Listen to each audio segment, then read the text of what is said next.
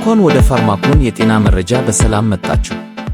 ዛሬ በዚህ ቪዲዮ ኩሽና ውስጥ ያለ ትንሽ ዘር ልክ እንደ መድኃኒት የደም ስኳርዎን እንዴት ሊቀንስ እንደሚችል እናሳያለን። ሳይንስ የመሰከረለትንና ስኳርን ለመቆጣጠር እጅግ በጣም ረዳት የሆነውን የአብሽን ምስጢር እንገልጣለን። ይህ እንዴት እንደሚሰራ ለመረዳት መጀመሪያ በዘሩ ውስጥ ምን እንዳለ እንመልከት። አብሽ በሀገራችን እና በሌሎች ሀገራት ለረጅም ዘመን ለጤና ሲያገለግል የቆየ ተክል ነው። ዘሮቹ በውስጣቸው ጋላክቶማናን የሚባል ልዩ ፋይበር እና ቀጥታ በደም ስኳር ላይ የሚሰሩ እንደ 4-ሃይድሮክሲሶልይሲን ያሉ ንጥረ ነገሮችን ይዘዋል። ይዘቱን ካወቅን ዘንድ አብሽ በሰውነታችን ውስጥ ስኳርን የሚዋጋባቸውን 3 መንገዶች እንይ። አንደኛ፣ በውስጡ ያለው ፋይበር ስኳር ወደ ደም የሚገባበትን ፍጥነት ይቀንሳል።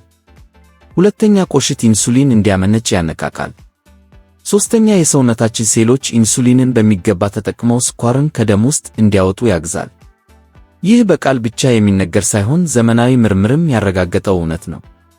ጥናቶች እንደሚያሳዩት የአብሽ ዱቄት የጠዋት የደም ስኳርን በከፍተኛ ሁኔታ ይቀንሳል። ምርምሮች ደግሞ የ3 ወር አማካይ የስኳር መጠንን ወይም ሂሞግሎቢን A1C ልክ እንደ አንዳንድ መድኃኒቶች መቀነስ እንደሚችል አሳይተዋል።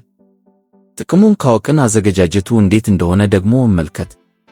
በጥናት የተረጋገጠው መጠን በቀን ከ5 እስከ 10 ግራም የአብሽ ዱቄት ነው። ዘሩን ማታ ዘፍዝፈው በማደር ጠዋት ውሃውን መጠጣት ወይም ዱቄቱን በምግብ ውስጥ መጨመር ይቻላል። ዋናው ነጥብ ፋይበሩ በሚገባ እንዲሰራ ብዙ ውሃ መጠጣት እንዳትረሱ።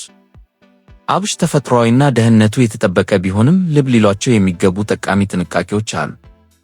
አንደኛ፣ ከሌላ መድኃኒት ጋር ሲወሰድ ስኳርን በጣም እንዳይቀንስ ይጠንቀቁ። ሁለተኛ፣ በእርግዝና ወቅት ከፍተኛ መጠን አይወሰዱ። ማንኛውንም አዲስ ልማድ ከመጀመረው በፊት ሁልጊዜ ሐኪምዎን ማማከር ትክክለኛው መንገድ ነው። አብሽ የቀድሞ ሰዎች የሚያውቁትና ዛሬ በሳይንስ የተረጋገጠ መፍትሄ ነው። ቪዲዮውን ለሌሎች ያጋሩ። ፋርማኮን ጤና መረጃንም ሰብስክራይብ ያድርጉ። እስከሚቀጥለው ቪዲዮ ጤና ይስጥልን።